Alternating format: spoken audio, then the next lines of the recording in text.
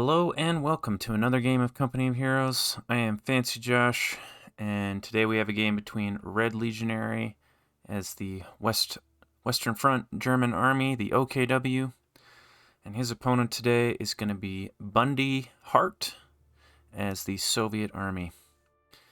Bundy is using my favorite skins. I think my favorite skin for all of his vehicles. Gives him that beautiful red and white color. And not gonna lie, this is also an epic skin too, so hope we get to see all these vehicles. Today the map's gonna be Faymonville Approach. This map's been around for a long time. Came out with the when the American Army and the West German Army were added to the game. It's been a staple of the tournament scene for quite some time. It's been reworked, I think a couple times now. There used to be a gigantic brick building in the middle here that was just so difficult to remove your opponent from. But now they've really opened it up, put this crater here for cover, put this house in so you can still have some MGs cover in the middle here, but overall a lot more open than it used to be. Let's take a quick look at the map before we get too far into it. So there's a couple critical cutoff points. This one here that the Stern Pioneers just captured, and this one here that is being captured by the conscripts. It connects you to your fuel, the fuel really close to your base. Now the cutoff point is close to your base, so it's easy to defend in theory, but we will definitely see players trying to take these points away from each other.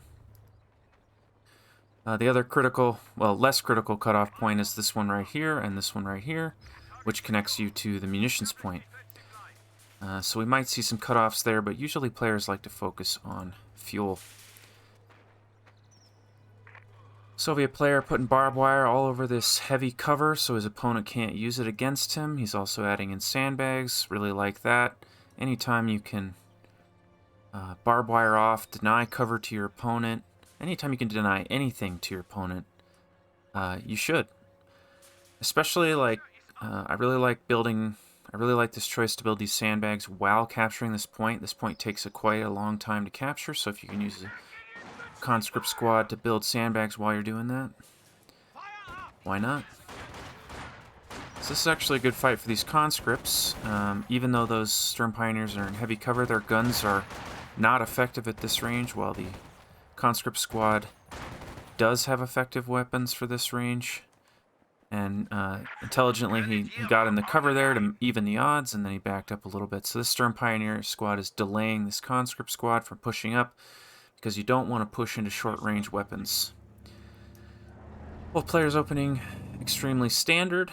Our Soviet player did not add on a support building, so he's going to be building purely conscripts. We might go up to 4 or 5. I've seen him go as high as 6. If you're new to the game, 4 is a really nice number to go up to. It's a number that you can safely keep alive. But if you've got those skills to micro that many squads, you can go up to more. German player, on the other hand, opened with a Kubelwagen into Volksgrenadier squads. This Kubelwagen is going to allow him to get around the map quickly and capture points. It's not very good at fighting, but it is great at capturing points, and it's great as sort of a support weapon. If it's got infantry nearby, it can be very effective. Like this flank from the Soviet player, he's going to be able to get in here on this heavy cover and shoot these guys.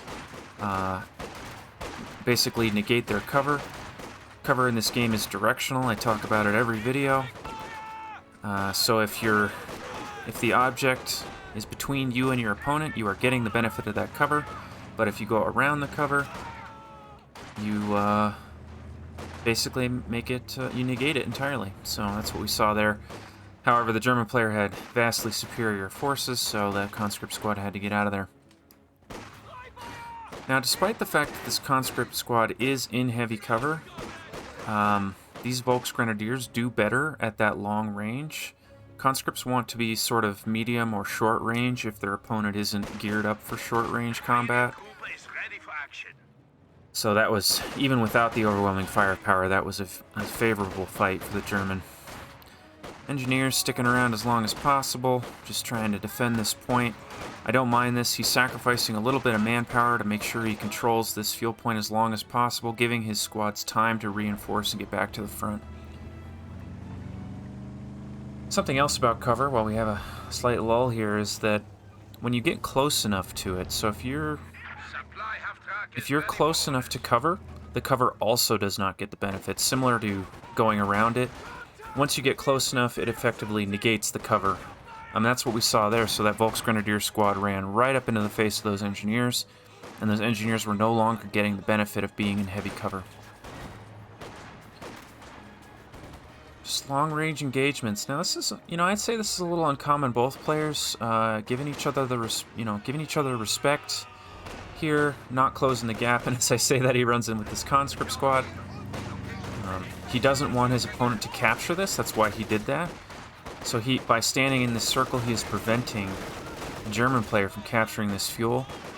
And he only prevented a little bit of income, but again, anytime you can deny your opponent resources, it's often a good idea. Big blob here, not a blob, big push by the Soviet army on this side. He's going to try and decapture this point. I think these Volksgrenadiers might move into this sector to stop that from happening, because this connects him to a bunch of his territory. But he is going to capture it. And I guess he is still connected. No, he's not. He's not connected. Is he? Yeah, he's connected through here, so... Yeah, this point here, very critical for connecting your territory. You can even do this roundabout thing. Roundabout connection if you control the middle there. Super even game so far. The Soviet player's done the German player's done a better job of controlling victory points. He's already bled his opponent for 100 victory points. That definitely favors the German, and not just because he's ahead in points. It favors him because he's... Germans tend to get stronger the longer the game goes, whereas generally the Allies are stronger in the early game. That's not always true. There's, of course, exceptions and strategies you can do to get around that, but as a general rule of thumb, so the Allies want to, and in this case the Soviet army, wants to come out ahead in this early game if possible, and by bleeding out his opponent a little bit, this German's put himself in a nice position going into the mid-game. Still really even on resource income. I mean, the German player is going to capture this fuel point on the right side, and he's going to have both major fuel points. He's already 10 fuel per minute ahead of his opponent, which can start to add up. But still anyone's game, very even so far. So our Soviet player has chosen his commander. This is the airborne troop tactics, and I just heard a mine. Nice placement of a mine. He knew that the Soviet player was going to try and use this cover, and he killed a couple of squad members with that, and he also got a bunch of health off of him, so I like that. Anyway, back to his commander choice. Airborne company, he gets these airdropped weapons. You can see that on this squad here. This makes them more effective at all ranges. Essentially, it makes them shoot faster, so they can deal out more damage from whatever range they're at. You can also drop in these heavy machine guns, which are effective against light armor. They get access to these rally points, which can be a reinforcement point. This guards airborne troops, which is an elite infantry squad. I wouldn't mind seeing him add one or two of those, especially if he loses some units, and I hope this Volksgrenadier gets out of here soon. Nice, okay. He's going to make it. And last thing you get is the Stuka rocket run. I believe it's not a persistent ability, and what I mean by that is you call it in, the smoke flares drop, letting your opponent know that you called it in, and then a plane rolls in and fires its rockets, but it doesn't stay in the area and continue to fire rockets. I think that's how that ability works. There's a couple variations of that particular ability, so we'll have to see what that one is. Both players have added on light vehicles. Our Soviet player has added on this T-70. This thing is effective against light armor, it's effective against infantry, but it only has very light armor, as you can see, and it doesn't have a lot of health. So, It's actually a fairly even fight. Now this flak half-track, I really like the design of this vehicle in terms of this game. It is, it has to come to a complete stop, and then it can fire. So it can't be repositioning while shooting. And we saw that there, you know, the T-70 rolled in, pushed it away. It had to drive out of there, and it couldn't fire back while that was happening.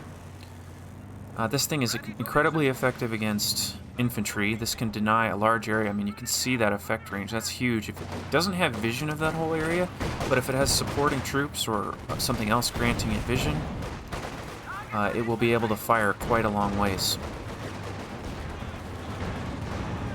This thing can take on that T-70, but I believe that the T-70 wins in a prolonged fight, especially if there's no supporting troops for this flak half-track. So while that was all happening, the Soviet player managed to take a fair chunk of the map. He's denying the fuel on the right side. He's capturing the fuel. He's already in control of his fuel on the left side. There was another mine there. That was a Soviet mine, clearing out a couple of those units. He's being very careful with this T-70. There's nothing wrong with being conservative with your vehicle, especially if you don't know where the enemy's AT gun is. And both players having added on light vehicles, they can be rest assured that their opponents are building countermeasures in the form of AT guns. Now, our Soviet player has not added on an AT gun yet. I think he's going to want to... Actually, he has an absolute ton of manpower. He needs to spend all of that. I would just, if I were him, I would build 2 AT guns and maybe a mortar or a heavy machine gun, something that doesn't require a lot of micro. So as I was saying earlier, you can, you know, four infantry squads is sort of the magic number because it allows you to micro all your units, keep them all alive while still maintaining map pressure. And it's a good number also because you're not bleeding too much manpower. You can sustain 4 squads constantly. That said, you do need to keep adding on units. So you can add those in the form of light vehicles. You can add in support weapons like AT guns and heavy machine guns and mortars that require less micro. They don't require as much micro as infantry. They can generally sit back. They're sort of supporting. They're supporting the infantry. They're not like engaging. You don't have to micro them, especially mortars. Those are one of the easiest units. You just put them in a safe area and they will automatically barrage anything in range. And if you want to micro them, you can, and you can get even more value out of them that way. So I think he should definitely add on another AT gun. I mean, he's got the manpower for it, for sure.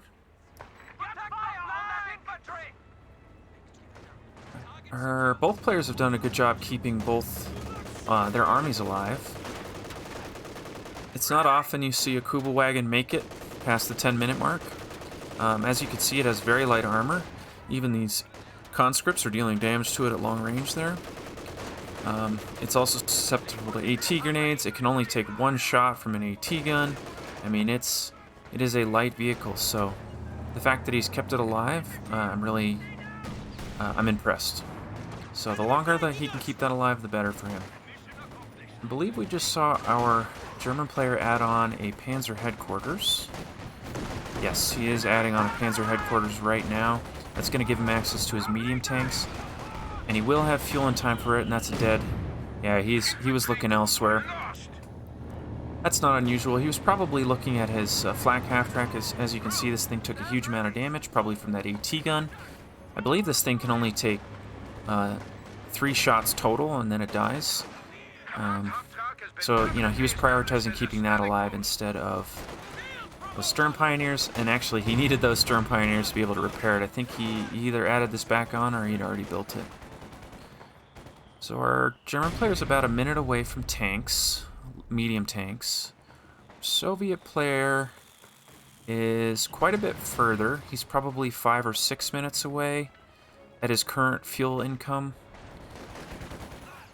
He might be able to snag away some more fuel and bump that number up, but it's he's going to have to deal with that tank for a few minutes, and he's not going to have his own tank. Still a very even game. The German player has done a great job controlling the points for the majority of this game. He's got his opponent down to half of his starting victory points. And wow, that's a Vet 2 T70. So he's going to have access to this recon mode. Basically puts a commander on top, gives this thing a huge sight range. He can use that to sight for his mortars, he can sight for his AT gun, he can scout out where his opponent is. So I really like that addition. Or I really like that he's kept it alive and vetted it up. Here comes a Panzerfaust, so that's going to snare this thing, damage its engine, slow it down. I don't think he has an AT gun nearby, so I actually... well, I was going to say I would rather he saved those munitions and not spent it on that Panzerfaust. It costs 25. But he does have 110, and he's making 42 a minute, so not a huge deal. And that's going to, you know, he's made it so that the Soviet player has to repair this thing for longer. Oh, and he's moving in with the flak half-track to try to get it. See, it's setting up. There it goes. Yeah, that flak half-track's going to get out of there. Nice placement of that AT gun, keeping his T70 safe. The German is actually letting the Soviet player have the majority of victory points right now. Not sure why he's choosing to do that. I think he's got the forces to prevent that from happening, but I'm sure he's doing a lot all over the map right now. Sending in that Kubel wagon to steal that point away. I mean, that is exactly what that Kubel wagon is for. Gets in, steals away points, gets out. Got a barrage coming in from this anti-tank gun. That's an activated ability. Great for destroying buildings. I think he actually stopped the ability early. Either that or I didn't see him fire the full thing. But that barrage can destroy buildings, and if, you know, it's actually really good against AT guns or any sort of support weapon that can't move out of the barrage quickly enough. Man, this is what I was talking about with that mortar. I mean, that thing is being annoying. It's getting consistent damage, and he doesn't have to spend a lot of micro on it, so I really like that add. He also added another engineering squad. He added minesweepers to that first one so that he can suss out the mines from his opponent. His T70 moving in, probably to push away this flak half-track. I like that decision. He knows for a fact that where the AT guns were a moment ago, and he knows that he pushed one of them away.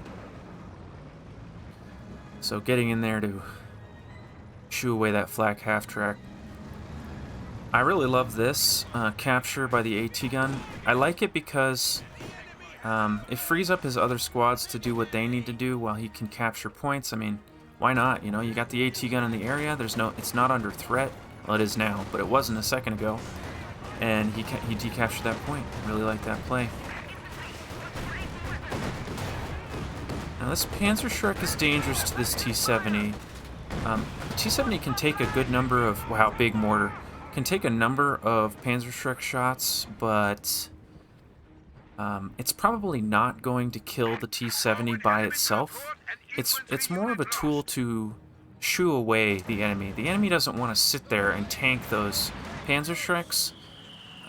So it's sort of a deterrent, not a lethal weapon without extra support.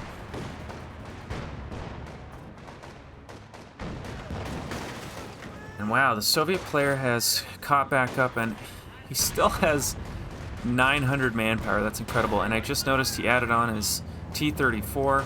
Looks like our German player has added on his Panzer IV. So it looks like he did not take advantage of his fuel advantage for the short time that he had it. Or maybe he did, but I just missed it. Oh, just look at that skin on this tank. Oh, it's so pretty.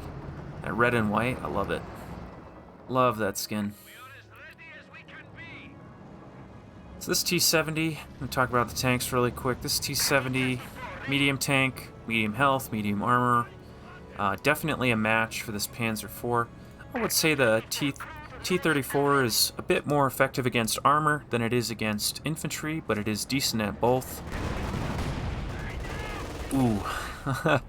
That engineer planted a mine, and the Panzer IV caught him doing it, destroyed the mine, killed half the squad, and then killed him on retreat. That's unfortunate for the engineering squad, and you know, that's the risk of planting mines. When you plant them, so when you plant a mine, I highly recommend that you plant the mine and then do it, queue up an order by shift-clicking. Just tell them to go elsewhere so that they plant it and they immediately move away from it. The advantage of that is twofold. First of all, you're not standing on your newly planted mine getting blown up like we just saw there. And the second advantage is if your opponent sees you with engineers in his side of the map, they might suspect you're planting mines. So always queue up orders so that they don't just sit there. So this Panzer IV, effective against infantry and tanks, I would say roughly equally. It's good against both. It's got a decent amount of armor and health. Again, it's a pretty even match between these two tanks. It will often be decided by an AT gun or a snare, whether that be a Panzerfaust or an AT grenade from these conscripts. And as you can see, this thing is quite effectively dealing with all the infantry there. This AT gun's moving into position. Now, this AT gun's going to have to be careful. It's very low health, but I do believe it can see this tank. Yep, one hit. So that Panzer IV is going to have to get out of there, or it might try to get behind the tank. I don't think he wants to do that. It looks like he might be chasing that T-70 up there. So my next question is where do both of these players want to go? And I think yeah, he beat me to it by about 5 seconds. I was going to say I think he's going to add on another T-34. And since he's adding on another T-34 now, that makes me think he might even add on a third or fourth or fifth one, depending on how this game goes. That's very common to see medium tank spam from the Soviet Army. That strategy has been around forever, and it's a good one. It allows you to have lots of armored presence all throughout the map. And there goes that Kuba wagon. Lived for 21 minutes. That is impressive. So yeah, like I was saying, T-34s, the Germans can field superior armor, that is. And what I mean by that is bigger guns, heavier armor, often slower moving. So the Soviet player is going to enjoy the advantage of high mobility, having his tanks all over the map. And he can also swarm some of those larger tanks. German player, on the other hand, honestly, I wouldn't mind another Panzer IV from him. I also think he could get away with a Panther here. Panthers they're technically classified as a medium tank, but in my mind, they're a heavy tank. They're fast, they're well armored, they got a big gun, and they're great at dealing with. They're super great at dealing with T-34s, and if your opponent's spamming them, a couple Panthers can take on 3 or 4 T-34s. So I think we might see him save up to 180 fuel here. He might want to add another Panzer IV. That's not uncommon either, so we'll see what he wants to do. Now, I was saying earlier that both players have done a great job keeping their squads alive. Well, actually, our German player lost all of his Volksgrenadiers squads except one. And he's replacing them with Obersoldaten, which are elite infantry. In my opinion, they're the best infantry in the game that is part of the army. And it doesn't have to be there are a lot of good squads, like these Fallschirmjäger, for example, in this. Oh, those are Panzer Fusiliers. Fallschirmjäger, right there. So the Fallschirmjäger are another elite squad, but they're only available through that commander. And Obersoldaten can be built out of the Panzer headquarters. They're expensive, but they're really good. Elite infantry. He's added on 2 of them.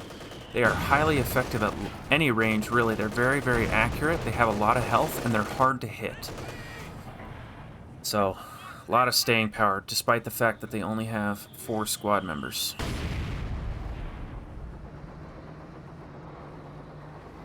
A little bit of a lull here. Both armies regrouping a little bit. And you know what? The Soviet players come back in a big, big way. He's managed to get his opponent down to 185 victory points. That's really important.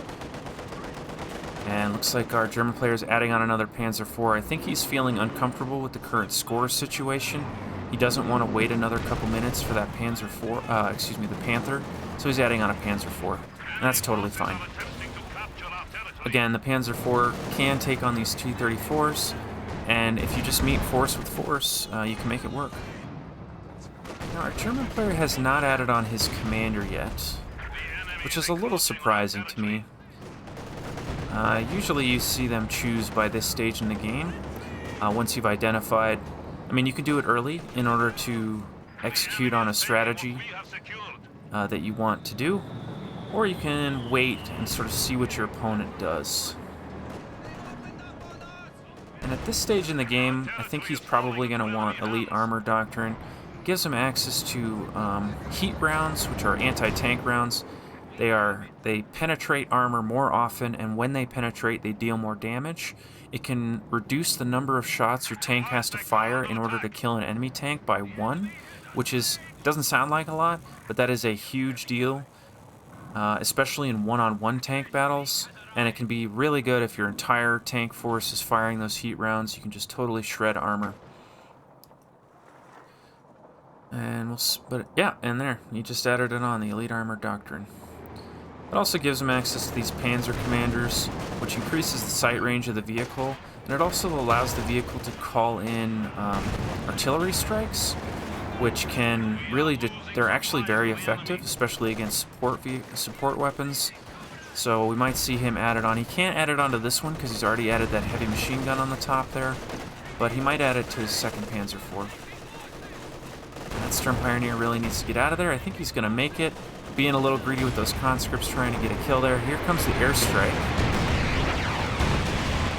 And as you can see, it wasn't aiming at this tank. It was attacking in a line, and that's what I was talking about. Oh, that conscript squad got in that severely damaged house, and the tank destroyed it, and he lost the squad. When a house is low health like that, it's very, very dangerous to stand in it because of exactly what we just saw there. So our Soviet player continues to float about 1.5 million manpower here. And likewise our German player is as well. I'd like to see our German player add in a support gun. I mean, you got the manpower, you don't want to micro it, just add in something that's easy to micro, like a support gun, which is effectively a mortar, maybe even another AT gun. Looks like, yeah, and he looks like he's adding in Sturm Pioneers and a heavy machine gun.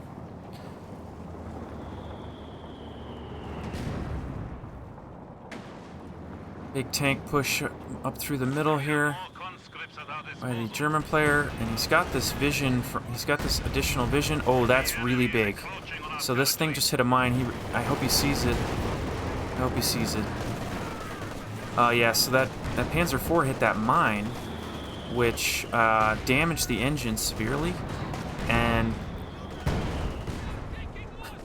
if the Soviet player had seen it, he could have swarmed that tank with his T-34s or maybe with his AT gun and killed it while it was trying to get away. But nice job by the German player to back up. And I don't really blame the Soviet player for not moving in there because you don't want to be losing your units. You don't want to lose your units by being greedy, and chasing can be greedy. Because you don't know what's out there. You don't know what's in the fog of war. Wow, this Soviet player's getting so unlucky. 4 bounces. 4 bounces. All of his tanks bounced or missed, and his AT gun also bounced. Oh my god, another bounce. I mean, that's the advantage of front armor. All of those shots hit the front armor of this tank, and that's front armor doing what it's supposed to do. Another bounce. That's incredible. That's incredible. The Soviet player's getting unlucky, and this tank's in danger now, but this Panzer IV cannot chase. I mean, it's got to use that front armor. He's blitzing out of there to make sure he lives. Here comes another rocket strike. He was trying to kill that tank while it was still in sight, but didn't manage to get it. And that Panzer IV is going to have to get out of there as well. I think our Soviet player should go ahead and add on another AT gun. It's pretty common to see 2 AT guns. It gives you enough firepower to not only shoo away a tank, but if they're not paying attention, you can kill it. That's why folks like to add on 2 guns, just that increased damage, and it increases it by enough that it really, really makes a difference. phosphorus grenade from this elite infantry here that is effectively a smoke grenade, but it also deals damage to units walking through it. And wow, what an even game. I mean, here we are, 30 minutes in, both players with almost exactly the same victory point score. Both players floating quite a bit of fuel. And so, because our German player added on 2 Panzer IVs, he's not going to be... He's done such a good job of keeping his vehicles alive that he's actually pop-capped here. So he's not going to be able to add on a Tiger. I honestly... I'm not sure what he would get rid of. I mean, I think this flak half-track... Now, this thing is good. I was going to say that it's kind of outlived its usefulness, and that's not true. I mean, this thing is still good at defending points. And as long as it's safe like this, you see it's flanked by these 2 AT guns. So this thing can be alive for a long time. But based on the fact that our German's floating so much fuel, I mean, he's in a position to get a Tiger tank out. Or maybe even this Sturm Tiger. And it would be a bigger bonus. I think it would be a better vehicle to have in his army at this stage in the game.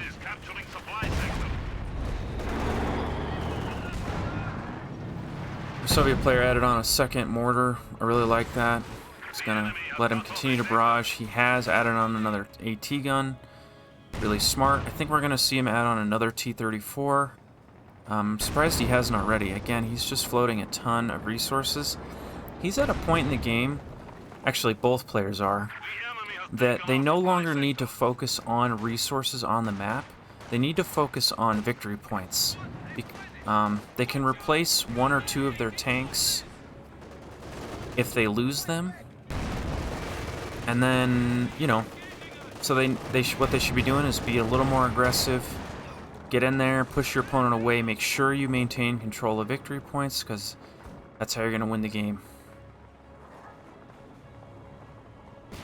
Both players being really conservative here. That's okay, especially our Soviet player. And you know, I was being mean to this flak half-track, but there it is, keeping both of those points safe. So... This parachute flare here is an active ability of one of these mortars. Gives some vision of the area for a while.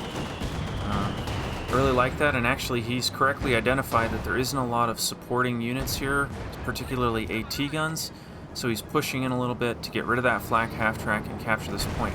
Now this tank can actually capture that point, and I actually think that's what he should do. Yep, and he just did it right there. He's going to capture that point with the tank. That's a Soviet-only ability. Their T-34s and their T-70s can capture points and can be really, really powerful at this stage in the game. Nice kill on the flak half-track. He couldn't see it. He did not have vision of that. So what he did is he attacked ground with those AT guns and hit that vehicle in the fog of war. That was actually very lucky. It doesn't happen very often. Even if you know exactly where your opponent is, firing into the fog of war like that is not very accurate, but well done by him. Cleared up that flak half-track. Now the unfortunate thing for him is it might be replaced with a tank, which he could deal with. He could deal with it. Our German player still doesn't have enough pop space to add in a Sturm Tiger or a King Tiger. Oh, he does now, but it's only because he's losing squad members over here. Goodness, mines everywhere. Both players planting lots of mines at all stages in this game. I really think one of my favorite things to say is plant more mines. It will improve your gameplay significantly. You might not even see that you're getting the value, but you'll be like, where the heck is my opponent? And you'll hear an explosion somewhere. You'll be like, oh, okay, he hit a mine. I know where he is. And I know that he's probably going back to base, or he's got a weak squad over there, and I can go kill it. So, and it can really prevent your opponent from pushing in. If your opponent thinks you're planting lots of mines, they're going to be more hesitant to drive in. Like, this is risky for that Panzer IV. That Panzer IV probably doesn't want to go in there because he doesn't know if there's mines. In fact, I don't even know if there's mines because it's so muddy in there. Now, I've spent most of my time here in the center or on the left side, but I'm sure I've been watching the map a little bit, and both players have been trading that side back and forth, back and forth. I've seen the fuel point trade hands multiple times, so... And I think this is a good fight for the German here. Oh, ramming speed. So, I really don't like ramming speed. Oh, rip that T-70, that's okay. He's adding on 2 T-34s now. Oh, but the tank didn't die. Okay. Oh, now there it goes. Really smart. So that he killed the crew inside the vehicle, but did not kill the vehicle itself. And all you got to do to destroy it is fire one more round into it. You have to manually attack it. Your AI, the AI will not automatically destroy a disabled vehicle like that. But he did on retreat. So we saw the Soviet player ram. That was a ability of the T-34. He rammed the Panzer IV, which is actually worse for the T-34 most of the time. The T-34 will often become immobilized. You saw it couldn't actually fire its main gun. It's effectively a snare though. It slows down your opponent so they can't escape. And he's doing it again. That one I don't mind because that T-34 was dead anyway. And these AT guns are going to be able to reface and potentially kill this. Please kill the tank. And that was the perfect use of that ramming ability. It's a trade, right? It's a trading ability. You want to just, you know, if you're going to die, might as well do ramming speed. German player destroying an AT gun. He killed the crew and then he destroyed the gun because he's not going to pick it up and he wants to deny that gun to his opponent. And wow, the German player has completely wiped the Soviet's army. I mean, the Soviet has chopped through a lot of his fuel. We saw him adding on 2 T-34s earlier. I mean, he needs 2 more. I actually think he has almost enough to do that. Yeah, it's only 90 fuel, so he's adding another one now, and he's going to add another one in about a minute and a half here. Well, maybe not, because the German is denying his fuel, so it's going to be a bit longer than that, but I think he will be able to get up to 3 again. And the German player, you know, he's been struggling to keep his squads alive, but he's traded, right? I mean, he's killed plenty of the Soviet player's army, so he's definitely not in a bad place, and the squads he does have alive are very high veterancy. I mean, same with our Soviet player. So, both players are doing okay. I think the German definitely has the upper hand right now. He's got a bit more firepower on his side. He's got control of all 3 victory points. Soviet player's going to need to make a move and fast. Looks like he's going to do that right up through the middle here, which I actually think is going to work out for him. He looks like he's going to swing on this top side too. There's nothing from the German up there, nothing at all. But the German is matching this push with force. Just look how tanky these guys are. I mean, they're standing in the face of a flamethrower, and they just don't care. They do not care, and that is a deadpan T-34 probably. Yeah, there it goes. And this other T-34 is all alone. Calling in a rocket strike. Unfortunately for him, it missed. Doesn't want to lose that conscript squad, but it looks likely. Oh, that was a very lucky conscript, but it doesn't matter. Bundy Hart has surrendered, and the German player is victorious. Yeah, so, great game. That was a really fun game to watch. I think the Soviet player made a critical mistake right around the 30-minute mark. Both players were very low on points. The Soviet player had a ton of fuel, a ton of manpower all game. He just needed to add on, he just needed to spam T-34s, and then he needed to be aggressive with them as a pack.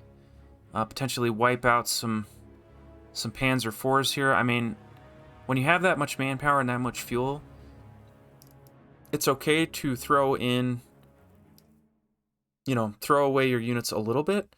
I mean, that's not always my advice. A lot of times you want to keep your units alive, but I think in that particular situation, he should have just added on maybe some Guards Airborne troops or just some more conscript squads and just kind of thrown them into battle. You know, send them on the side, maybe a heavy machine gun up in this house.